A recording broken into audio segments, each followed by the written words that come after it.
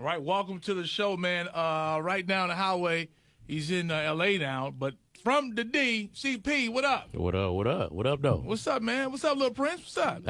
Man, I can't call it like an alcoholic, man. You know what I'm saying? Just trying to do my thing, man. Yeah. You playing the Improv this weekend? Yep, yeah. So you got 2 shows tonight, 2 tomorrow? I got 1 night. Okay. And then 2 Saturday, 2 Sunday. Okay, Yep. okay. That's what's up. Yeah, man. What's been going on, man? Man, everything, man. You said Lil Prince. I ain't been on Empire since season 1. What, 2015? Yeah, man. Yeah. Yeah, that was a big year for Empire too. Yeah, very big. Yeah. So very big year this year too. Yeah. In a different way. You know what I'm saying? They didn't bled off the screen this year. They didn't, you know. Man. Yeah, man. Yeah. How was that experience? It was dope. You know, it was like record setting. You know, at the time when I first got the role, I didn't even understand what was going on. Yeah. You know, I went to an audition. You know, my agent sent me on an audition. I go. She's like, Lee Daniels. I'm like, you know, at the time, he had a name, but you would have to say like the Butler, or you have to say like, you know, right. So Precious, and I'm like, okay, I don't really, you know, I know him, but I don't really know who he is. Yeah. So do the audition, and then 2 weeks later, I get a call saying that they want you to move to Chicago because they need you there in 2 days. I'm like, yeah. What you mean, you know? So, you know, yeah, man. They put you up. It took care. Nah, I was sleeping on the floor at my homie's. He had a little loft. I was sleeping on the floor. I wake up, his dog would be snuggled up with me. You know what I'm saying?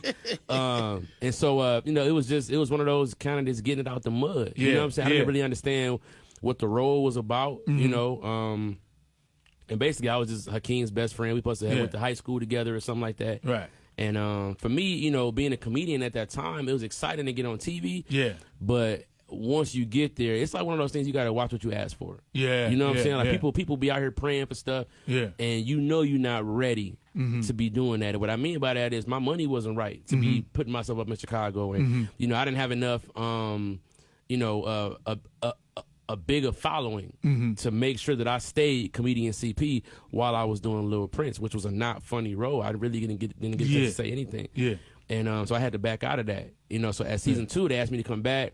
I went back for 1 episode, and it just wasn't sitting right with me. Now, what I heard was you tried to write yourself back in. It kind of didn't work when the whole Subway thing didn't work out. Man. You know. Hey, man, don't put me in that, man. I don't want. You know what's crazy though? You know what's crazy, man? Yeah. You know, that was a crazy show. But Jussie was one of the cool cats on the show. You know what I'm saying? Did you work out with him? No. I think that was him and Lee working out together. You know, so I don't know how them workouts look, but See me crazy. you know what I'm saying? But nah, man. You know, I hit my little push-ups on the dolo. Right. You feel me? I don't need nobody spotting me, G. and so you were one of the first to get put on with Shaq. Am I right? Or no? Yeah. So you know, Shaq had a you know, Shaq was doing the Shaq comedy tours, right? And then he went digital and tried to do the Comedy Shaq online YouTube channel. So I ended up doing that early on in my career. Yeah. But once again, I just didn't have the following. You know, sometimes you get these opportunities to jump out and really get in front of everybody. Yeah. And what I'm learning is that you gotta be wise with how you choose to do that. When you say you didn't have a following, I mean, what does that really mean? Let me break it down to you.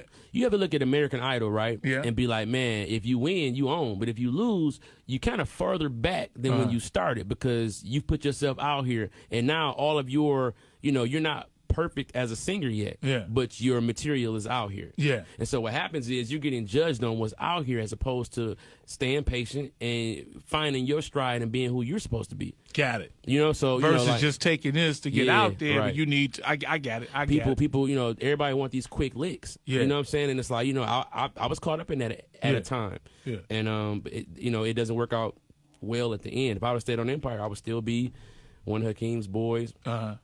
Not making enough money to do what I needed to do, you know, and, you know, it's public knowledge now, but you saw how much the brothers was making. Yeah. You know what I'm saying? So just imagine what the homeboys was making. You understand? Right. And so, you know, it just, I had to get out and get my own checks.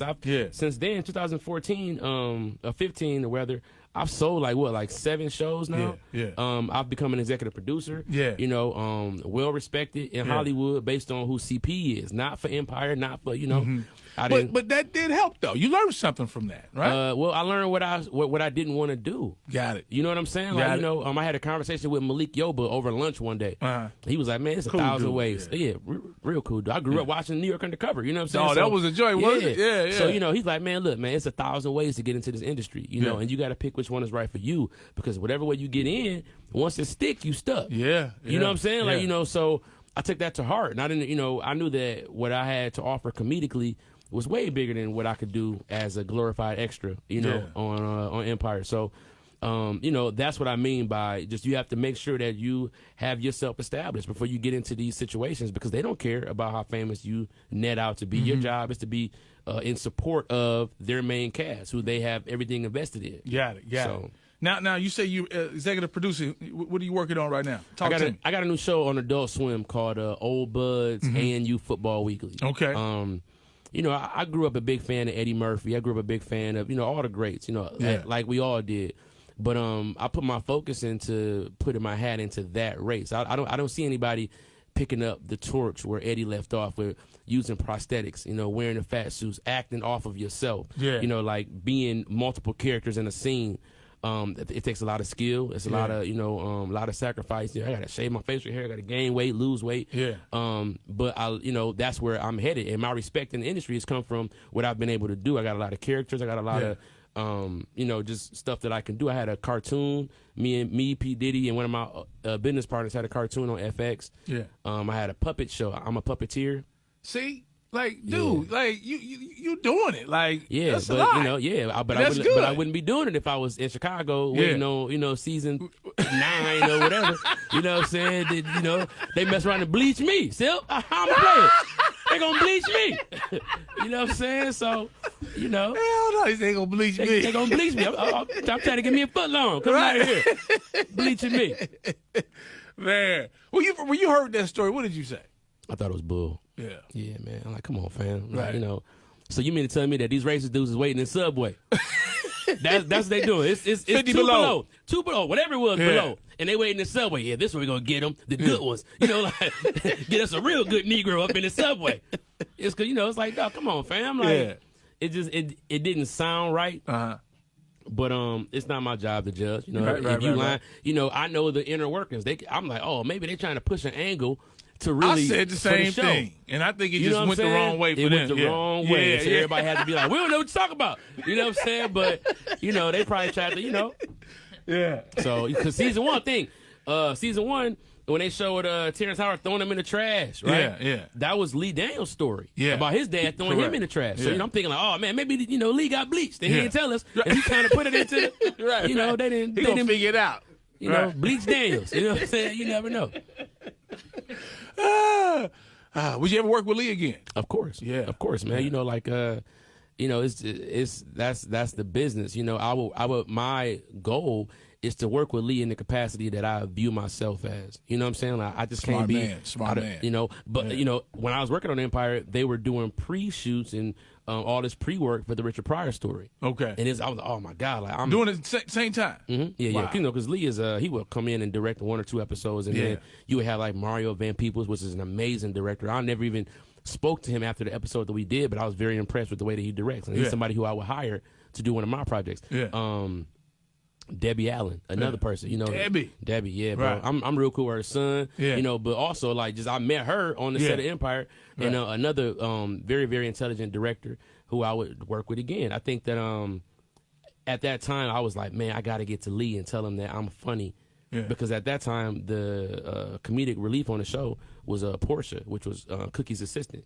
That was where all the little giggles came from. And I'm like, man, look, and they even kind of moved that out. Y'all got CP sitting right here. Y'all don't even know, You know, and so it's like they didn't know. They ain't know now. They know now. They definitely know now. Shout out to everybody over there, man. Shout out to Leah Daniels, which is Lee's sister, who does a lot of casting. She's casting crazy stuff. Big Leah, Little Leah, Casey. You know, these are all my homies over there who you know, just I watched them grow from season 1 where we know what we was doing to, you know, they pushing them Benzes. You know what I'm saying? Right. So, how does it feel to be your own boss? it feels amazing. Yeah. You know what I'm saying? Like, you know, the respect that I get from my children, you know, just, I remember, you know, being, away from home for a little bit of money, you know what I'm saying? And, you know, having my wife look at me crazy, like, you know, what is this going to be? You know, it's just every man want to make sure that he show his woman what it is and what he's capable of. And that's what I've been able to do. And that's like, you know, that's a blessing, man. Yeah. Because I remember when it was, you know,